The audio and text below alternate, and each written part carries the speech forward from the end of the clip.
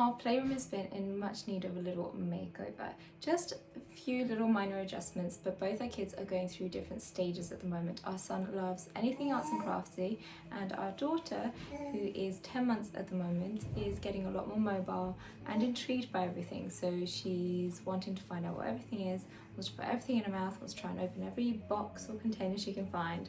So it has meant we needed to make a few little adjustments. Behind me on the wall here, I've got a pegboard from IKEA. Now I got this idea from Pinterest because that's where I saw it, and I wanted a way that I could store all of our art supplies that were still visible, because I don't actually have any big cupboards in this room, because I don't want any big furniture in here that the kids can topple over and that might fall on them. So I wanted something that's up out of the way from our baby girl, but still visible so that my son can see everything, because I find if things are hidden away, he doesn't ask for them, is when he can see them but they might be out of reach, he'll go, can I do this, or can I do that, can I do some cutting or gluing or sticking or whatever, painting. So I wanted something still visible, and I loved this idea. So I'll show it up a little bit closer for you, but it's just from IKEA.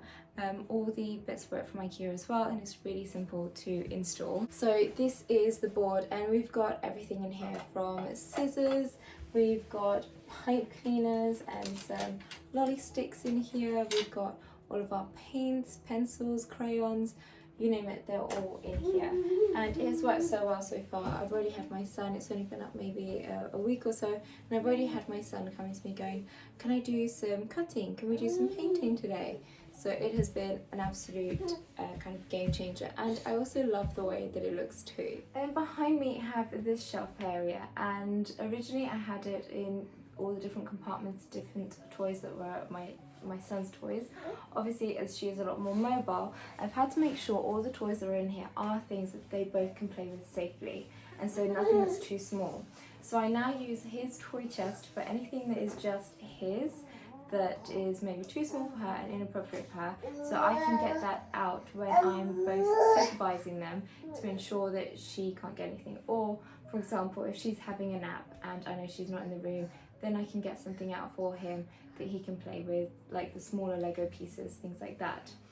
So everything that's in here, I mean, he still plays with everything in here, even if it is more baby toys, he's loved it. And then on the top we've got our kind of library, as I call it. All I've had to do for this, because there's quite a lot of books on here and some quite heavy, and she's at the point where she likes to grab them all, and they're all just toppling over. So I have done, don't know if you can see them, but there's like these supports that I just got off Amazon that go in, and so there's different kind of sections, but it's just one long piece, and so I can put the books in, but as I take things out, they're not going to topple over. So that's a lot safer, so I know that she can be here, she can explore, she can try and pull books off, but they're not all going to topple over onto her.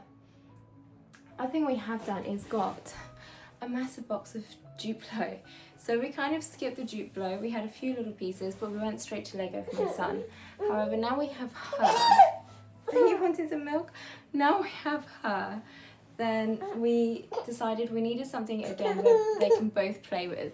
So Duplo is ideal because... Do you want any people? Do you want a car? Oh, here you go. And here you go. Yeah. They're ideal for her because they're not too small, none of the heads come off or anything like that, so they're not going to come off and she's not going to try to swallow them. The actual bricks are quite large as well, so they're good for her to handle, and they're really easy for my son to learn to handle as well and build things. So it has been another game changer, and I can just drag this box out, I can take it downstairs, and we can all have fun playing Duplo together without having to worry about this little one over here swallowing anything. Is that good? Okay, is that better?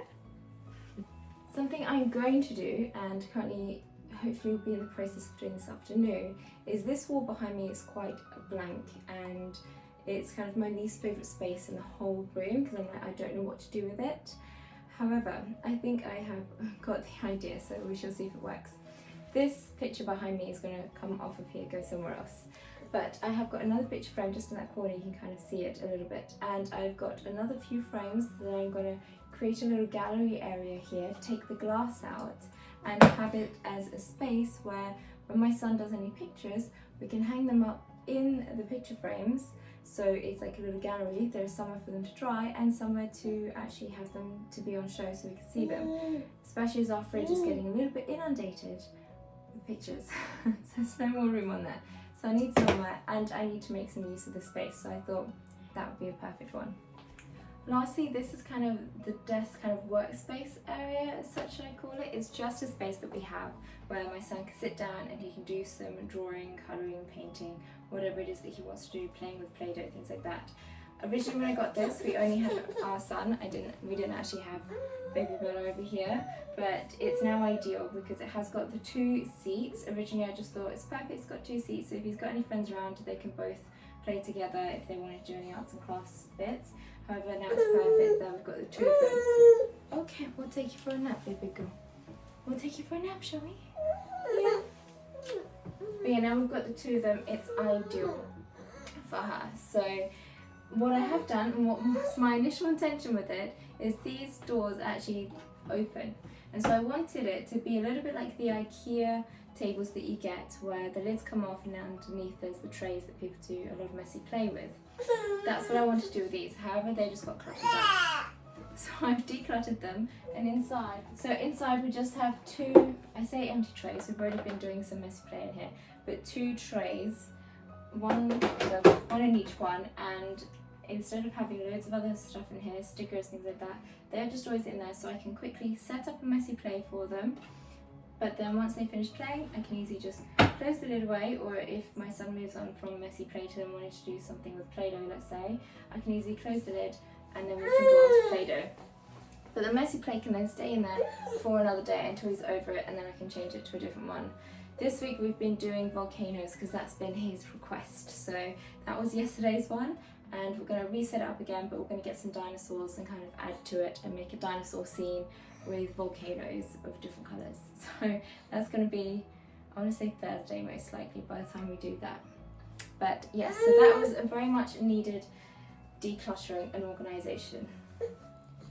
We have this morning's activity in the tray, so it looks very simple. I like keeping it simple, nothing too kind of fancy to set up. But my boy loves doing volcanoes, as he calls them. So simple bicarb with some vinegar, and I also use washing up liquid. And then we have some food colorings. We're gonna mix these 2 colors together. We're gonna mix them in here beforehand so he can mix it himself. Normally I set it up so it's all kind of like pre-mixed, and all he has to do is then put in the vinegar into this little pot. I've got this from last year, so it's all spooky Halloween themed. But this time I'm going to let him put the mixture together so he can mix his colours, he can put in his bicarb, the washing up liquid, and then I've got a little beaker that I'm going to use for the vinegar as well, so he can tip that in, or he can use the little pipette. He's got a little spoon to use to tip everything in, and then we can make a, in this case I suppose it's more of a potion, witch's potion, but he just calls them volcanoes and he absolutely loves them, and then we can have them colourful as well. This is this morning's simple little setup in here. He hasn't seen it yet, so I thought I'd show it beforehand. This is the little beaker I've got, so we can use that for the vinegar. Nice and simple, and yeah, that should keep him occupied for a little while. It's okay. Yeah, it's all good.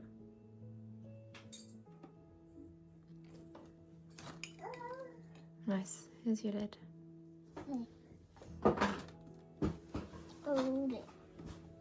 Whilst we have one doing their activity, we've got Bella over here doing her other one.